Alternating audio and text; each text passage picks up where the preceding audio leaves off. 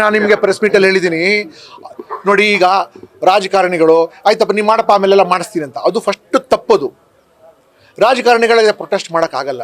ಇವರೆಲ್ಲ ಪ್ರಭಾವಿ ರಾಜಕಾರಣಿಗಳಿರ್ತಾರೆ, ತೊಂದರೆ ಕೊಡ್ತಾರೆ, ಮತ್ತು ಇವ್ರಿಗೇನಾದರೂ ಸಸ್ಪೆಂಡ್ ಮಾಡಿಸೋದು, ರಿಮಾರ್ಕ್ ಮಾಡಿಸೋದು, ಆಯಿತು ಏನೋ ದೊಡ್ಡವ್ರು ಹೇಳ್ತಾರಂತ. ಅದಾದ ನಂತರ ಅದು ಮಾಡ್ಬೋದಾಗಿತ್ತಲ್ಲ. ಅದು ಅಲ್ಲಿಗೆ ಬಿಟ್ಬಿಟ್ಟು ಅದು ಒಂದು ರೀತಿಯಾಗಿ ಅವಿವೇಕ್ತನ. ಅದು ಇಲ್ಲದ್ರೆ ಈ ಸಾವು ಆಗ್ತಾನೆ ಇರಲಿಲ್ವಲ್ಲ. 4 ಕೋಟಿ RDPRಗೆ ಯಾವ ಅಮೌಂಟ್ ರೀ ಅದಕ್ಕೆ? ಅದೇ ಪ್ರತಿಷ್ಠೆ ಹಿಡ್ಕೊಂಡು ಮಾಡಲ್ಲ ಕೊಡಲ್ಲ ಅಂತ ಹೇಳಿ. ಮತ್ತು ಆ ಕೆಲಸ ಅಲ್ಲಿ ನಡೀತಾ ಇದೆ. ಸ್ಥಳೀಯ ಶಾಸಕರು ಕಾಂಗ್ರೆಸ್ನವರು, ಅವ್ರಿಗೇನು ಗೊತ್ತಿಲ್ವ ಈ ಕೆಲಸ ನಡೀತಾ ಇದೆ ಅಂತ. ಇವತ್ತು ನೆನ್ನೆ ಹೋಗ್ಬಿಟ್ಟು ಮೊಸಳೆ ಕಣ್ಣೀರು ಹಾಕ್ಬಿಟ್ಟು ಅಲ್ಲಿಗೆ ಅವ್ರ ಪಕ್ಷದವರು ದೊಡ್ಡ ವಿಮಾನದಲ್ಲಿ ಬಂದು ಸಂತಾಪ ಸೂಚನೆ ಮಾಡಿ ರಾಷ್ಟ್ರ ನಾಯಕೆಲ್ಲ ಬಂದು ಏನು ಪ್ರಯೋಜನ? ನೀವು ಅದಕ್ಕೆ ಇವರು ಎಷ್ಟು ಅದಕ್ಕೆ ಇದ್ದಾರೆ, ನೀವು ಅಷ್ಟೇ ಅದಕ್ಕೆ ಕಾರಣರಾಗಿದ್ದೀರಿ. ನೀವು you are also equally to be blamed. ಈ ಕರಪ್ಷನ್ ಅನ್ನೋ ಪಣಂಭೂತ ಇದೆಲ್ಲ ನೀವೇ ಸಾಕಿ ಹುಟ್ಟಿಸಿ ಬೆಳೆಸಿ ಅದಕ್ಕೆ ಅಷ್ಟು ಹೃಷ್ಟಪುಷ್ಟವಾಗಿ ಮಾಡಿದವ್ರು ನೀವೇ. ಅದಕ್ಕೆ ಈಗ ನಿಮಗೆ ಅದು ಕಾಡ ತಿಂತ ಇದೆ ಅಷ್ಟೇ. ಅದು ಸರ್, ಈಗ ತಮ್ಮ ಗೃಹ ಇಲಾಖೆ ದಯವಿಟ್ಟು ಹೇಳಿ ಸರ್, ನೀವು ನಮ್ಗೆ ಅದು ಹೇಳಿ. ದಯವಿಟ್ಟು ನೀವೇ ಹೇಳ್ಬಿಡಿ ಸರ್, ದಯವಿಟ್ಟು ನೀವೇ ಹೇಳ್ಬಿಡಿ ಸರ್. ನಾನು ಅವ್ರ ಕಾಲು ತೊಳೆದು ನೀರು ಕುಡಿದು ಬಿಡ್ತೀನಿ ಸರ್. ನೀವೇ ಹೇಳಿ ಸರ್. ನೋಡ್ರಿ, ನಾನು ಎಲ್ಲ ಕಡೆ ಒಂದೇ ಹೇಳೋದು, ನಾಯಕತ್ವ ನಾಯಕತ್ವ ನಾಯಕತ್ವ. ನಿಮ್ಮ ಕಳಪೆ ಕೊಳತೋಗಿರೋ ನಾಯಕತ್ವ ಇದ್ದು ನೀವು ಭಯದಲ್ಲಿರೋ ನಾಯಕತ್ವ ಇಟ್ಕೊಂಡಿದ್ರೆ ಆಗಲ್ಲ. ಅದು ನಾಯಕರಿಂದ ಗಟ್ಟಿಗಿರ್ಬೇಕು. ಎಂಥ ನಾಯಕರನ್ನ ನೋಡಿದ್ವಿ ಕರ್ನಾಟಕದಲ್ಲಿ ಕೂಡ. ವೀರೇಂದ್ರ ಪಾಟೀಲ್ ಅಂತವರು, ಕಡದಾಳು ಮಂಜಪ್ಪನವ್ರು ಅಂತವ್ರು ನೋಡಿದ್ರೆ ಗಟ್ಟಿಗಿರಿ. ನೀವು ಮಾಡಲ್ಲ ಆಗಲ್ಲ ಆಗಲ್ಲ ಅಂತ ಹೇಳೋದು ನಿಮಗೆ ನೋಡ್ತೀನಿ ಮಾಡ್ತೀನಿ ನೋಡುವ ಅಂತ ಹೇಳ್ತಾರೆ. ಎಷ್ಟು ಜನ ನೀವು ಜನರಿಗೆ ಮೋಸ ಮಾಡ್ತೀರಿ ಸರ್? ಈ ಕೊಳತ ನಾಯಕತ್ವ ನೋಡಿ ಹೊರಗೆ ಬಂದ್ರು ಅಥವಾ ನಾನು ಒಂದು ರಾಜಕೀಯ ಏನಾದ್ರು ಬದಲಾವಣೆ ಮಾಡ್ಕೊಂಡು? ಕೊಳತ ನಾಯಕತ್ವ ದೈನಂದಿನವಾಗಿ ನೋಡಿ ಹೊರಗಡೆ ಬಂದು ನನ್ನಿಂದ ಇಷ್ಟ ಆದರೂ ಏನಾದರೂ ಪರಿವರ್ತನೆ ಮಾಡಕ್ಕೆ ಆದರೆ ಅದಕ್ಕೋಸ್ಕರ ಹೊರಗಡೆ ಬಂದಿದ್ದಾರೆ.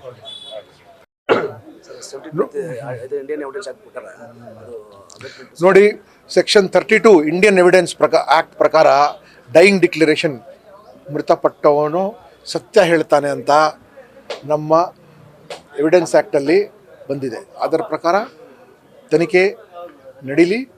ಈಗಾಗಲೇ ಸೆಕ್ಷನ್ 306 ರೆಡ್ ವಿತ್ 34 IPCಲಿ ಕೇಸ್ ರಿಜಿಸ್ಟರ್ ಮಾಡಿದ್ದಾರೆ. ಇದು ಬೇಲಬಲ್ ಅಫೆನ್ಸ್. ಅದು ಅವ್ರಿಗೆ ಭಾಳ ಸರಳವಾದ, ಅವರ ವಕೀಲರೇ ಹೋಗಬೇಕಾದ್ರೆ ಹೋಗಿ ಬೇಲ್ ತೊಗೊಂಬರ್ಬೋದು.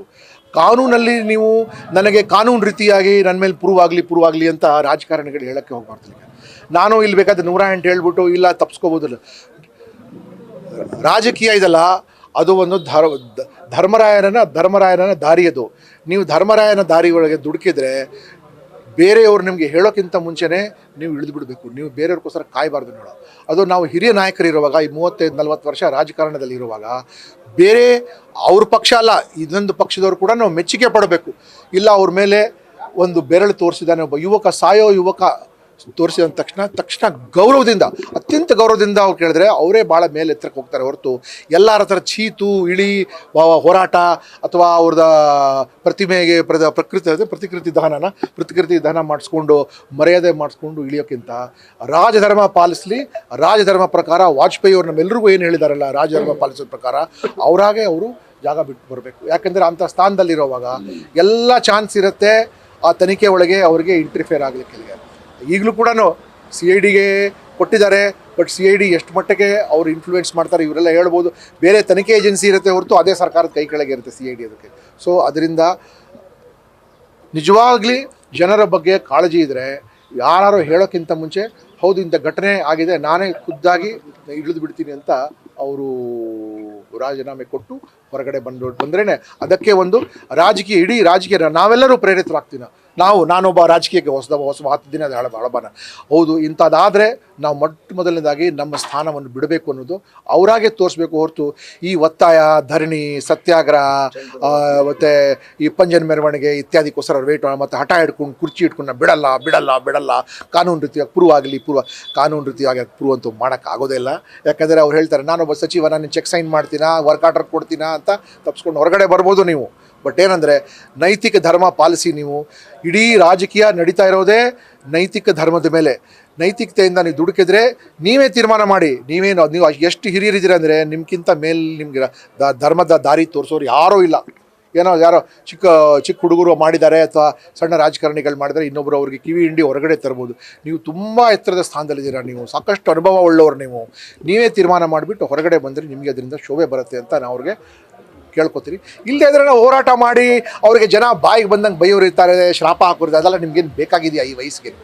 ಅದೊಂದು ವಾಟ್ಸಪ್ ಮೆಸೇಜ್ ಡೆತ್ ನೋಟ್ ಅಲ್ಲ, ಹೀಗಾಗಿ ನಾನು ರಾಜೀನಾಮೆ ಕೊಡೋದಿಲ್ಲ ಅನ್ನೋದು. ನೋಡಿ, ವಾಟ್ಸಪ್ ಮೆಸೇಜೇ ಇರಲಿ, ನೀವು ನಿಮಗೆ ವಾಟ್ಸಪ್ ಮೆಸೇಜ್ ಇಲ್ಲದಿದ್ರೂ ಅವನ ಸಾವುಗೆ ಯಾರ ಕಾರಣ ಅಂತ ಅವರೇ ತೀರ್ಮಾನ ಮಾಡಿಕೊಂಡು ಅವರೇ ಒಂದು ಡಿಸಿಷನ್ ತಗೊಳ್ಳಿ.